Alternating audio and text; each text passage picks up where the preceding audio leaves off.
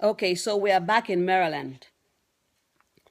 I finished school at the Carson School of Management, University of Minnesota in Minneapolis. And 6 days later, I moved back to be with my family in Maryland. I can't stay away from my family. Each time I go away, I am so sad and miserable. So I came right back. And, you know, uh, our family is very, very supportive of each other. My sister took me in, my baby sister, Comfort, who later died of cancer. She had just recently got married and had a baby. And she was like, no, come in, come on in. And I stayed with her. And not only stayed with her, but she got me a job with a business degree in a bachelor's of business with finance and banking. She was working with some specialty grocery store. It was one of this, like one of these specialty shops. It's not a supermarket. It's just a small specialty store where they sell like exotic things from all over the world. So she was working there, and so she went to her manager and said, "Hey, my sister just graduated with a business degree, and they hired me to work in their accounting department, and that was my first job."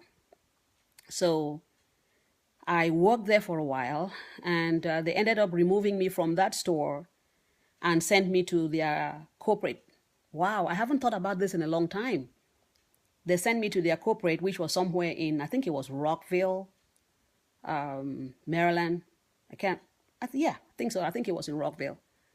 And I went there and worked there. And that's when I got my first taste of corporate life. And this Indian lady, who was my supervisor, I'm sorry to say, but she was mean. She was mean. I mean, I remember this day, this was my first job. I've never worked, first job in the corporate world. And so there was something I couldn't do. So I went to her and I'm like, how do I? And she said, but that is so easy. Can't you think for yourself? I was like, okay, it wasn't pleasant. So, but anyway, I was like, wow, is this how corporate America is? I'm like, whoa. So, but I don't remember how long I worked there. And all I wanted to do was go back to school. So, this was 1990. And I don't remember how long I worked at that place, to be honest with you. But I know that in 1990, I went back to school to do a master's degree. So I'm going to leave this video here. And so if there's anything you get out of this video is that not everybody was meant to work in an office. I don't think I can take orders that well. So whatever job you're doing right now, how is your boss treating you? How is your supervisor or whoever? What kind of relationship do you have with them? I hope it's better than my first experience for somebody to ask you because you ask a question for something you don't know, and they're asking you, can't you think for yourself? It's so easy. Can't you think for yourself? At the back of my mind, I was like, if I could think for myself, I wouldn't be asking you. But that was not a good experience. It pushed me right back to school.